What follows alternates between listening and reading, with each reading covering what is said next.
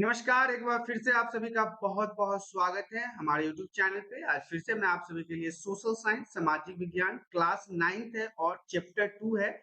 इस चैप्टर का नाम है यूरोप में समाजवाद एवं रूसी क्रांति। सबसे पहले इम्पोर्टेंट चीज़ बता देता हूँ कि ये पार्ट 2 है, क्योंकि पार्ट 1 ऑलरेडी हमने बना रखा है, ये पार्ट 2 की बारी है आज। तो आइए शुरुआत करते हैं क्लास 9th अध्याय 2 चैप्टर का नाम है यूरोप में समाजवाद एवं रूसी क्रांति और इसके पार्ट 2 का।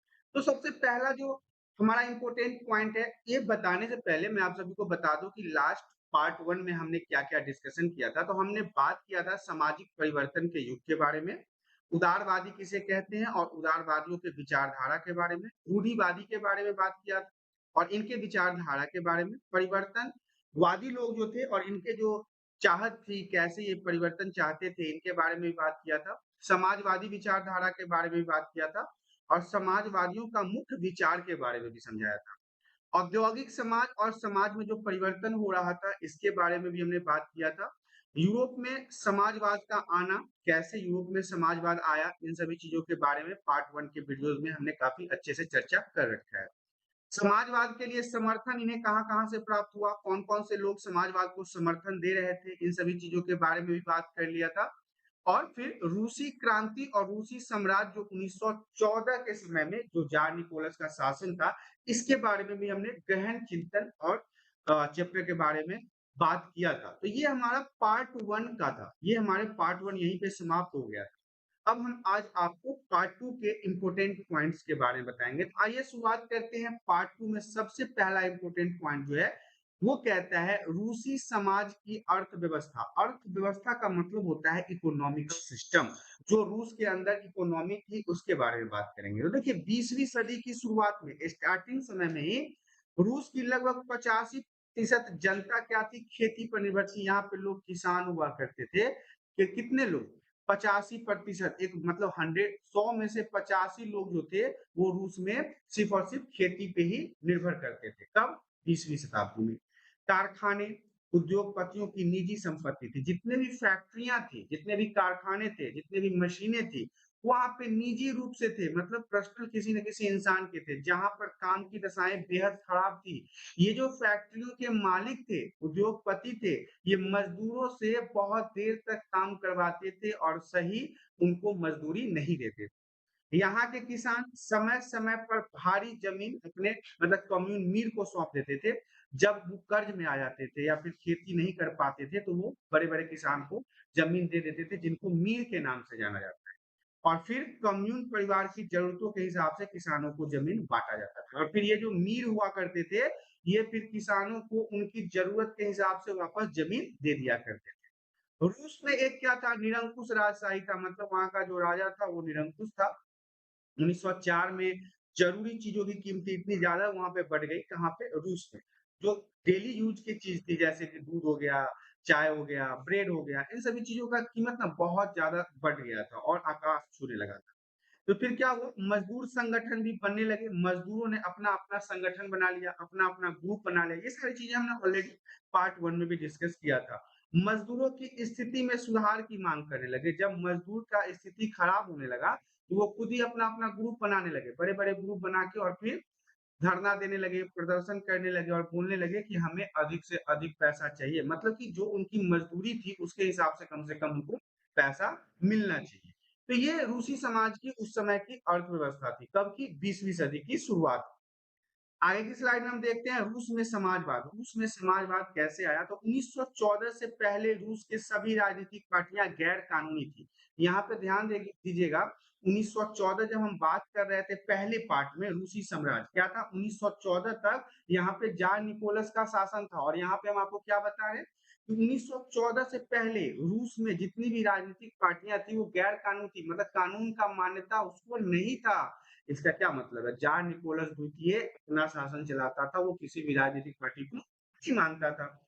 और मार्क्सवाद के विचार के अनुसार जो उनके मार्क्सवादी के जो लोग मानने वाले थे, उन्होंने समाजवादियों को मतलब या समाजवादी, फिर जो उनके विचारों को मानने वाले थे, जो कार्ल मार्क्स के विचारों से प्रेरित थे, उन्होंने 1898 में Russian social democratic workers party का गठन किया। मतलब एक खुद ही अपना एक पार्टी बनाया जिसका नाम रखा Russian social democratic workers party. एक यह क्या था, यह रूसी सामाजिक लोकतांत्रिक श्रमिक पार्टी था, मजदूरों के लिए बनाया था। श्रमिक पार्टी का मतलब होता है मजदूर, लेबर के लिए बनाई गई पार्टी थी। इस पार्टी का एक अखबार भी निकलता था और उसने मजदूरों को संगठित किया, मतलब सभी मजदूरों को साथ में लाया। हड़ताल आदि कार्यक्रम भी आयोजित किए गए, बड़े बड़े उद्योगपति फैक्ट्री मालिक के खिलाफ हड़ताल भी किया गया, प्रोटेस्ट भी किया गया। 19वीं सदी के आखिर में रूस के ग्रामीण इलाके, मतलब जो गांव के इलाके थे, जो देहात के इलाके थे, उसमें भी समाजवादी काफी सक्रिय थे। कार्ल मार्क्स से प्रेरित लोग वहां भी सक्रिय हो गए थे, मतलब उनको मानने वाले लोग गांवों में भी। सन 1900 में उन्होंने सोशलिस्ट रेवोल्यूशनरी पार्टी, जिसे हम समाजवादी क्रांतिकारी पार्टी भी कहते हैं, उसका गठन किया। मतलब एक नई पार्टी गांव में भी निर्माण होना शुरू हो गया। इस पार्टी ने किसानों के अधिकारों के लिए संघर्ष किया, लड़ाइयां लड़ी। किसके? किसानों के अधिकार के लिए, मजदूरों के लिए। और सामंतों के कब्जे वाली जमीन को तत्काल किसानों को सौंप दिया जाए, ऐसा इस पार्टी का मानना था। जो बड़े-बड़े जमींदारों के पास बहुत बड़ी-बड़ी जमीन की प्रॉपर्टी थी, वो किसानों मजदूरों को सौंप दिया जाए, यही इनके विचारधारा के अंदर था। तो हम बात कर लेते हैं खूनी रविवार के बारे में। ये वीवीआई रहेगा, अक्सर एग्जाम में पूछा जाता है, इसको इंग्लिश में ब्लडी संडे कहते हैं। क्या हुआ खूनी रविवार में? इस दौरान, इस समय में जो पादरी गोफान के नेतृत्व में मजदूरों के जुलूस पर जार के महल के सैनिकों ने हमला बोल दिया। मजदूर जब अपने हक के लिए बात कर रहे थे, जब अपने हिस्से के लिए बात कर रहे थे, तो जार निकोलस के सैनिकों ने उन पर गोलियां चला दी, अंधाधुंध गोलियां चला दी। और इस घटना में 100 से ज्यादा मजदूर ऑन द स्पॉट ही मारे गए और लगभग लगभग 300 मजदूर घायल हो गए। इतिहास में इस घटना को हम खूनी रविवार के नाम से जानते हैं और इसे खूनी रविवार के नाम से याद किया जाता है। एक बार मैं इसे फिर से समझा देता हूँ, क्योंकि वीवीआई है तो बार बार मैं आपको बता रहा हूँ, वेरी वेरी इंपॉर्टेंट है। खूनी रविवार क्या था कि इस समय क्या हुआ कि रूस के अंदर सड़कों पर पादरी गोपान के नेतृत्व में मजदूर जो थे, वो रैली कर रहे थे, प्रोटेस्ट कर रहे थे शांति से। लेकिन उसी समय जार निकोलस के सैनिकों ने उन पे गोलियां चलाना शुरू कर दिया, जिसमें 100 लोग जो थे वो तो मौके पे ही मर गए और 300 लोग घायल हो गए। इसी इतिहास में इसी घटना को हम खूनी रविवार के नाम से जानते हैं। अब हम बात कर लेते हैं 1905 की क्रांति। 1905 की क्रांति क्या थी? देखिए 1905 की क्रांति की जो शुरुआत है, स्टार्टिंग जो है, इसी घटना से हुई कि सारे देश में हड़ताल होने लगा, स्ट्राइक होने लगा, सारे लोग स्ट्राइक करने लगे। विश्वविद्यालय का मतलब होता है यूनिवर्सिटी, बड़े-बड़े कॉलेज बंद कर दिए गए, क्लोज हो गए। वकील, डॉक्टर, इन लाइनों को ध्यान से समझिएगा। वकील, डॉक्टर, इंजीनियर और मध्य वर्गीय जितने भी लोग थे, उन लोगों ने संविधान के गठन की मांग करते हुए यूनियन ऑफ यूनियन की स्थापना कर दी, मतलब एक नई पार्टी की स्थापना कर ली, क्योंकि इन लोगों ने कहा कि अब कॉन्स्टिट्यूशन लाइए, कॉन्स्टिट्यूशन के हिसाब से हमारा देश चलेगा। जार एक निर्वाचित परमदर्शिता संसद ड्यूमा के गठन से सहमत हुआ। जार निकोलस जो वहां का राजा था, उसने एक संसद का निर्माण करने पे सहमति दिया। मात्र 75 दिनों में ही यह पहली ड्यूमा, 3 महीने के भीतर दूसरी ड्यूमा को उसने बर्खास्त कर दिया। पहली ड्यूमा गया, 3 महीने के बाद दूसरी ड्यूमा को भी बर्खास्त कर दिया गया। तीसरी ड्यूमा में उसने रूढ़िवादी राजनेताओं को भर दिया। रूढ़िवादी याद होगा, भूल गए होंगे तो मैं एक बार फिर से समझा देता हूँ कि पहले पॉइंट में मैंने आपको रूढ़िवादी पढ़ाया था। यह एक ऐसी विचारधारा है जो पारंपरिक मान्यताओं के आधार पर काम करता है, मतलब अपनी संस्कृति, पुराने सोच विचार के हिसाब से काम करता है। तो ये सारी चीजें थी कि जो तीसरी ड्यूमा बना ना, उसमें सभी रूढ़िवादी विचार के लोगों को भर दिया, जो मतलब कि चाहते थे कि उनकी संस्कृति बची रहे, ताकि उनकी शक्तियों पर अंकुश ना लग सके। अंकुश ना लग सके किसके शक्तियों पर? जार निकोलस के शक्तियों पर, जो उस समय का वर्तमान राजा हुआ करता था। अब हम बात कर लेते हैं पहला विश्व युद्ध और रूसी साम्राज्य। ये भी वीवीआई रहेगा, वेरी वेरी इंपॉर्टेंट। ये सिर्फ आज के लिए इंपॉर्टेंट नहीं है, आपके लिए आगे के सब्जेक्टों में, आगे के क्लासों में भी आपके लिए इंपॉर्टेंट। 1914 में ही पता है आपको कि युद्ध हुआ था, प्रथम विश्व युद्ध 1918 तक चला। तो आपसे अगर पूछा जाए कि प्रथम विश्व युद्ध कितने समय तक चला, तो आप बताओगे 4 साल तक चला। कब शुरू हुआ? 1914 में। कब खत्म हुआ? 1918 में। इसमें पूरा जो विश्व था, पूरे जो जितने भी देश थे वो 2 भागों में बँटा हुआ था, एक भाग इधर और एक भाग इधर। एक तरफ जर्मनी, ऑस्ट्रिया, तुर्की, मित्र राष्ट्र में फ्रांस, ब्रिटेन और रूस थे। इनके बीच लड़ाइयाँ शुरू हो गई, जिसका असर पूरे विश्व पर पड़ा। आज के समय में आपको देख रहे हो कि थोड़े दिन पहले यूक्रेन और रूस में लड़ाइयाँ चल रही थी। अभी फिर से यहाँ पे इज़राइल के साथ युद्ध चल रहा है। तो ये सारे युद्ध जो है वो कहीं न कहीं पूरे विश्व पे असर डालता है। इन सभी देशों के पास विशाल वैश्विक साम्राज्य थे, इसलिए यूरोप के साथ-साथ यह युद्ध यूरोप के बाहर भी फैल गया। तभी तो ये विश्व युद्ध कहलाता है और इसी कारण से इसे हम पहला विश्व युद्ध कहते हैं, क्योंकि इसमें कई सारे अलग-अलग देश कूद चुके थे। इस युद्ध को शुरू-शुरू में रूसियों को काफ़ी समर्थन मिला। रूसियों का इसमें काफ़ी समर्थन मिला, लेकिन जैसे-जैसे युद्ध लंबा खिंचता चला गया, युद्ध आगे बढ़ता गया, तो ड्यूमा में मौजूद जितने भी मुख्य पार्टियों ने सलाह लेना छोड़ दिया और उनके प्रति जनता का समर्थन कम होने लगा। लोगों ने सेंट पीटर्सबर्ग का नाम बदलकर पेट्रोग्राद रख दिया। यहाँ तक कि वहाँ पे नाम भी बदल दिया, क्योंकि सेंट पीटर्सबर्ग जो था वो जर्मनी का नाम था। विश्व युद्ध में अब जर्मनी दुश्मन खेमे में था, तो कैसे हम उसके नाम को अपने पास रखते हैं, इसलिए नाम भी हमने यहाँ पे चेंज। अब बात आता है 1914 से 1916 के बीच जर्मनी और ऑस्ट्रिया में रूसी सेनाओं को भारी पराजय झेलना पड़ा। मतलब रूस का जो सेना था यहाँ पे हार गया था, लेकिन 1917 तक 70 लाख लोग मारे जा चुके थे। सोच लीजिए 70 लाख लोगों की जनसंख्या कितनी होगी, इतने लोग मारे जा चुके थे। 1914 में प्रथम विश्व युद्ध जो शुरू हुआ, तो 3 साल में 70 लाख लोगों की मृत्यु हो चुकी थी। रूसी सेनाओं ने रास्ते में पड़ने वाली फसल, इमारत सभी को नष्ट कर डाला, ताकि दुश्मन की सेना वहां टिक ही नहीं सके। और फसलों और इमारतों के विनाश के रूप में रूस ने 30 लाख से ज्यादा लोग शरणार्थी हो गए। रूस ने इतना भयंकर तांडव मचाया कि 30 लाख लोगों को अपना घर छोड़कर वहां से भागना पड़ा। तो ये प्रथम विश्व युद्ध था। देखिए, प्रथम विश्व युद्ध में कुछ बातें जो है वो बहुत इंपॉर्टेंट है, मैं आपको समझा देता हूँ। अगर आपसे प्रश्न पूछा जाए कि प्रथम विश्व शुरू कब हुआ, तो आप बताओगे 1914 में। खत्म कब हुआ? 1918 में। कितने साल तक चला? 4 साल तक चला। और 1914 से 1917 तक यहाँ पे 70 लाख लोगों की मृत्यु हो गई थी। शुरुआत में तो इस युद्ध में रूस ने काफ़ी समर्थन किया, लेकिन बाद में उसने अपना हाथ-पैर पीछे खींच लिया था। तो इस तरह से प्रथम विश्व युद्ध को भी आपने समझ लिया। अब हम आपको फरवरी क्रांति के बारे में बताते हैं। इस चैप्टर से ये भी वीवीआई रहेगा, वेरी वेरी इंपॉर्टेंट। ये 5 नंबर 6 नंबर में अक्सर पूछा जाता है। तो आप बात कर लेते हैं फरवरी फरवरी जो क्रांति थी उसके कारण क्या थे। तो प्रथम विश्व युद्ध का लंबा खींचना, जब ये प्रथम वर्ल्ड वार जो था 1914 से लेके 1918 तक खिंच गया, 4 साल तक, इसके कारण भी यहाँ पे फरवरी क्रांति शुरू हो गई। दूसरा पॉइंट है पुतिन का प्रभाव। राष्ट्रपुतिन का प्रभाव मतलब कि पुतिन जो थे उनका प्रभाव ज्यादा था वहां के लोगों पर। सैनिकों का मनोबल गिरने लगा था। जो देश के रक्षक सैनिक थे उनका मनोबल गिरने लगा था, आत्मविश्वास गिरने लगा था। शरणार्थियों की समस्या हो रही थी, मतलब लोगों को रहने में वहां पे दिक्कतें का सामना करना पड़ रहा था। खाद्यान्न मतलब खाना पीना की कमी हो गई थी और इनका उपयोग होना बंद हो गया था। मतलब कि खाना पीना था ही नहीं तो लोग परेशान होंगे ही होंगे। असंख्य रूसी सैनिकों की मौत हो गई थी इस युद्ध में। बहुत सारे रूसी सैनिकों की मृत्यु हो गई थी। इस कारण से ही फरवरी क्रांति हुई थी।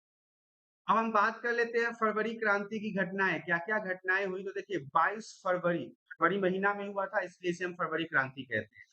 बहुत सारे फैक्ट्रियों में तालाबंदी हो गई। मतलब कि जितने भी बड़े-बड़े फैक्ट्री थे, उद्योग थे, उन सब में ताला लगा दिया गया फरवरी क्रांति के दौरान। 50 अन्य फैक्ट्री के मजदूरों की हड़ताल हो गई। 50 लगभग-लगभग 50 फैक्ट्री जो बड़ी-बड़ी थी, उसके जितने भी मजदूर थे, वो स्ट्राइक कर दिया, उन्होंने काम करना बंद कर दिया। हड़ताली मजदूरों द्वारा सरकारी इमारतों का घेराव कर लिया गया। जितने भी सरकारी दफ्तर थे, ऑफिशियल थे, जहाँ पे सरकार के लोग काम करते थे, उन सभी को घेर लिया गया। राजा द्वारा कर्फ्यू लगाना, राजा ने कर्फ्यू लगाया, ये भी एक कारण है फरवरी क्रांति का। 25 फरवरी को ड्यूमा को बर्खास्त करना, ये फरवरी क्रांति के दौरान हुआ। और 27 फरवरी को प्रदर्शनकारियों ने सरकारी इमारतों पे कब्जा भी कर लिया। मतलब जब सरकार बातें नहीं सुन रही थी, तो जितने भी हड़ताल करने वाले लोग थे, उन्होंने सरकारी बिल्डिंग सब पर कब्जा कर लिया। सिपाही एवं मजदूरों का गठन, सोवियत का गठन होने लगा। 2 मार्च सैनिक कमांडर की सलाह पर जार को गद्दी छोड़ना पड़ा। जार निकोलस जो वहाँ का राजा हुआ करता था, उसे 2 मार्च को वहाँ पर गद्दी छोड़ना पड़ा सैनिक कमांडर के हिसाब से, मतलब सैनिक कमांडर ने कहा कि आप गद्दी को छोड़ दीजिए। तो ये फरवरी क्रांति की कुछ महत्वपूर्ण घटनाएं थी। अब हम बात कर लेते हैं फरवरी क्रांति के प्रभाव क्या था। अगर फरवरी क्रांति हुआ तो क्या-क्या प्रभाव हुआ, तो सबसे पहले तो रूस में जो ज़ार-शाही था, मतलब ज़ार निकोलस का राज था, वो खत्म हो गया, वो राजगद्दी से हट गया। सार्वभौमिक वयस्क मताधिकार के आधार पर संविधान सभा का चुनाव हुआ, मतलब सभी को मत देने का अधिकार मिला और उसके हिसाब से वहाँ पे संविधान अर्थात कॉन्स्टिट्यूशन का निर्माण हुआ। अंतरिम सरकार में सोवियत और डूमा के नेताओं की शिरकत, मतलब कि जितने भी सोवियत संघ के नेता थे और ड्यूमा थे, उनके नेताओं ने इसमें भाग लिया और संविधान का निर्माण करवाया। अब हम बात कर लेते हैं अप्रिल थीसिस, 1 नंबर में तो ये श्योर पूछता ही पूछता है। तो महान बेल्शेविक नेता जो लेनिन थे, याद रखिएगा, जो लेनिन थे वो महान बेल्शेविक नेता थे। अप्रैल 1917 में रूस लौट आए और उन्होंने 3 मांगे रखी। किससे? वहाँ के सरकार से। और कहा और इन्होंने जो 3 मांगे रखी है उसी को हम अप्रिल थीसिस के नाम से जानते हैं। सबसे पहले तो इन्होंने कहा युद्ध समाप्त करो, ये जो वर्ल्ड वार चल रहा है इसको समाप्त करो। सारी जमीन किसान के हवाले कर दो और बैंकों का राष्ट्रीयकरण कर दो, मतलब प्राइवेट नहीं रहेगा। ये 3 चीजें ने जो लेनिन ने मांगा है, इसी को हम अप्रिल थीसिस के नाम से जानते हैं। अब हम बात कर लेते हैं अक्टूबर क्रांति के बारे में। तो देखिए फरवरी 1917 में राजशाही का पतन, मतलब कि राजा जार निकोलस द्वितीय का पतन हो गया और 1917 में ही अक्टूबर के मिश्रित घटनाओं को अक्टूबर क्रांति कहा जाता है। जितनी भी घटनाएं इस दौरान हुई उन्हीं घटनाओं को, मतलब मिला, मिश्रित कहने का मतलब है मिला जुला, छोटी छोटी बड़ी बड़ी जितनी भी घटनाएं हुई है उसे हम अक्टूबर क्रांति कहते हैं। 24 अक्टूबर 1917 का को क्या हुआ, विद्रोह शुरू हो गया और शाम ढलते-ढलते पूरा पेट्रोग्रास शहर बोल्शेविक के काबू में आ गया, मतलब लेनिन के मानने वाले लोगों के काबू में आ गए। इस तरह से अक्टूबर क्रांति जो है वो पूर्ण रूप से समाप्त हो जाती है। और याद रखिएगा अक्टूबर क्रांति भी अक्सर एग्जाम में पूछा जाता है। फरवरी 1917 में जार निकोलस जो वहाँ का राजा हुआ करता था, उसको पतन हुआ और उसके बाद छोटी-छोटी जितनी भी घटनाएँ थी, इन सभी घटनाओं को मिलाकर अक्टूबर क्रांति के नाम से जाना जाता है। अब हम बात कर लेते हैं कि अक्टूबर क्रांति आके हुई तो इसके बाद क्या-क्या बदलाव हुआ वहाँ के समाज में। तो निजी संपत्ति का खात्मा हो गया, मतलब जो निजी संपत्ति था, प्राइवेट प्रॉपर्टी था, वो सभी यहाँ पे खत्म हो गए। बैंक एवं उद्योग जो था वो सरकार के हाथ में चला गया। जमीन को सामाजिक संपत्ति घोषित कर दिया, मतलब सभी लोग इसका उपयोग कर सकते हैं। अभी जात वर्ग की पुरानी पदवियों पर रोक, जितने भी विशेष वर्ग का अधिकार मिला हुआ था पैसे वाले लोगों के लिए, वो सभी खत्म कर दिया। रूस एक दलीय व्यवस्था वाला देश बन गया, एक दल यहाँ पे काम करेगा और जीवन के हर एक क्षेत्र में सेंसरशिप लागू कर दिया गया, कानून बना दिया गया। और लेकिन यहाँ पे क्या हुआ, अक्टूबर क्रांति के बाद ही यहाँ पे गृह युद्ध का आरंभ हो गया, मतलब लोग आपस में ही देश में लड़ना शुरू हो गया। तो ये सारी चीजें आप बदलाव में बता सकते हो जो अक्टूबर क्रांति के दौरान बदला था। अक्टूबर क्रांति के बाद जो गृह युद्ध शुरू हुआ उसके बारे में थोड़ी सी बात कर लेते हैं। क्रांति के पश्चात क्या हुआ, रूसी समाज में 3 मुख्य समूह बन गए, 3 मुख्य समूह बन गए। बेल्शेविक जो थे वो सामाजिक क्रांतिकारी, ग्रीन्स मतलब कि रेड्स, ग्रीन्स और व्हाइट्स हो गए। याद रखिएगा, आर से रेड हो जाएगा और जी से ग्रीन याद रखिएगा और डब्ल्यू से व्हाइट। ये 3 मुख्य रूप से बट गए। इन्हीं में तो गृह युद्ध चल रहा था। पूरे रूस में जितने भी लोग थे वो इन्हीं तीनों भागों में बट गए। और फिर क्या हुआ, जो ग्रीन्स और व्हाइट्स को फ्रांस, अमेरिका और ब्रिटेन का भी समर्थन मिलने लगा। मतलब एक देश के ही देखिए लोगों को कैसे आपस में तोड़ा जाता है। यहाँ पे जो ग्रीन्स और व्हाइट्स थे इनको किसका समर्थन मिलेगा, तो फ्रांस का, अमेरिका का और ब्रिटेन का, क्योंकि ये समाजवादियों से संस्कृत थे, मतलब इसका मिलाप था इनसे। और बच गया कौन, तो इधर अब बच गया रेड्स। रेड्स अकेला इनसे लड़ने लगा। इसी कारण से इनका आपस में गृह युद्ध छूट गया और ये आपस में लड़ाई झगड़ा करने लगे। इस तरह से आपने देखा अध्याय 2 सोशल साइंस सामाजिक विज्ञान क्लास 9 जिस चैप्टर का नाम था यूरोप में समाजवाद एवं रूसी क्रांति, और इसके पार्ट 2 यहाँ पे समाप्त हो गया। आशा करता हूँ कि वीडियो में दी गई जानकारी आप सभी को पसंद आया हो। जानकारी पसंद आई वीडियो को लाइक कर दो। चैनल पे पहली बार आया तो चैनल को सब्सक्राइब कर लो ताकि इसी प्रकार के एजुकेशनल वीडियो आपको हमेशा प्राप्त होती रहे। आज के लिए इतना ही। धन्यवाद।